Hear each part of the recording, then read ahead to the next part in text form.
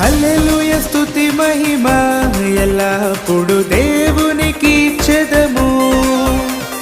హల్లెలూయ స్తుతి మహిమ ఎల్లప్పుడు దేవునికి ఇచ్చెదము. హల్లెలూయా హల్లెలూయా హల్లెలూయా